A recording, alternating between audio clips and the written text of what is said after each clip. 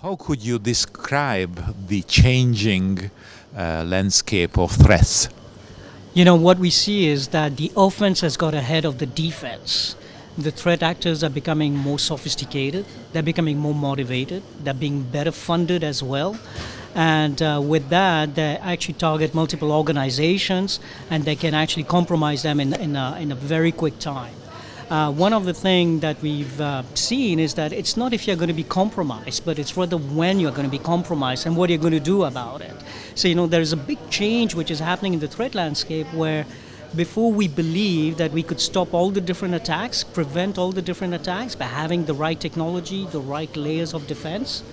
But the reality is all different. The reality is that no matter what you do, if a group of attackers really want to gain access to your system, they can do it, they can compromise it, and therefore you really have to be ready. It's not about if it's going to happen, but it is when it's going to happen. Do you have any example of these attacks in the region, in our region? Definitely. You know, recently, or rather last year, we published a report which is called APT28. And APT28, we believe, is a group which is sponsored by the Russian government. And they've been targeting over the last 3 to 4 years different Eastern European organizations, such as the Hungarian government, such as the Ministry of Foreign Affairs in Poland, and different organizations in Eastern Europe. And their goal was really to gain access to political information so that they could use it for the Russian government and be able to get a competitive advantage, if you will. Interestingly, our Prime Minister had a speech recently in the summer, and he said that probably our enemies, I would say, I'm trying to translate it to English, they know earlier than we think what we want to do. I think that's a reality, right? I mean, and that's what is the big challenge for many organizations is how can you actually get the advantage on the attackers, which are playing with different rules than we are. There is no legal framework, you know, that we can apply today, though we are trying with different ways, but we don't have a coordinated international legal framework where we can actually tackle those type of attacks. That's number one. And number two, you know, the different threat groups, the different threat actors are really investing heavily. I'm just going to give an example, if you will. It is North Korea, which is it's not very well-known threat group right now, but they have more than 1,700 offensive hackers which are actually targeting different organizations around the world. 17 offensive hackers which have been trained, which their day-to-day job is basically to compromise organization.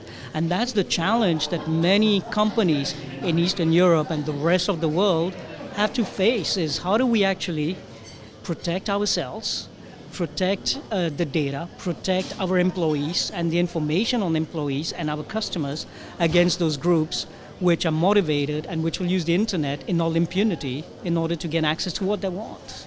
How can FireEye help the customers to protect themselves and their properties?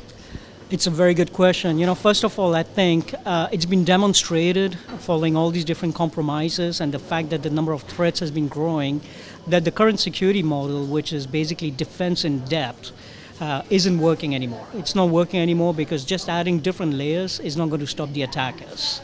And all these examples actually are just a testimony about it. So we need to reimagine security. We need to rethink the security model. And we've been working, or rather we've defined a new architecture which we call adaptive defense, which consists of 3 main pillars. The first one is technology, where we can have real-time detection with signature-less techniques, which allows to detect the unknown threats. But that's not enough. Because, you know, as I mentioned, the threat actors are really focused and really motivated. You also need to add with that expertise. In order to combat these threat actors, which are a group of people, you need to have people. You need to have people to defend against those attackers. And that's where we actually help our customers by providing expertise on the ground or by helping them build this expertise in-house in order to combat all these attacks.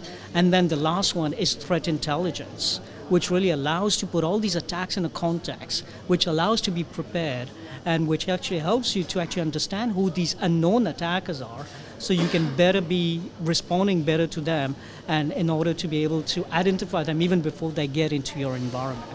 And we believe that this model works. It's been demonstrated over and over, you know, really working. And that is really the way that we think security should be reimagined and put in place in different organizations. When you are talking about intelligence, do you have a special secret service? Well, actually, the way we get threat intelligence is through mechanism. The first one is through our expertise and through our consulting department.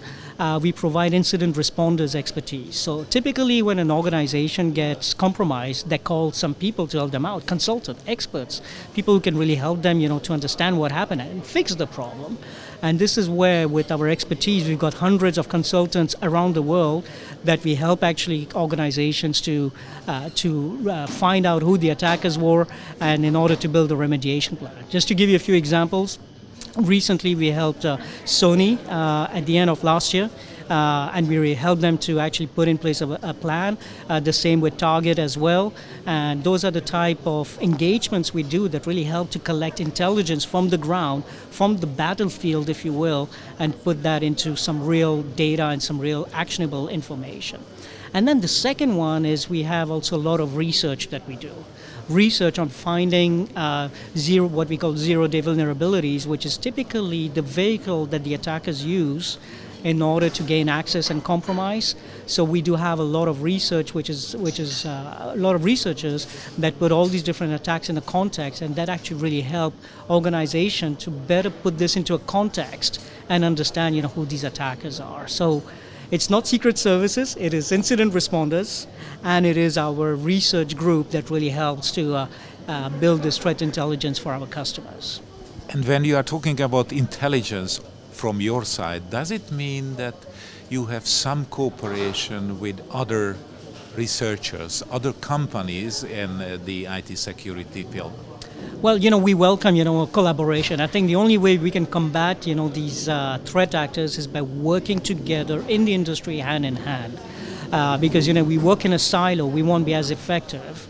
Because even the threat actors actually work together. They share information, they share code. That's the reality.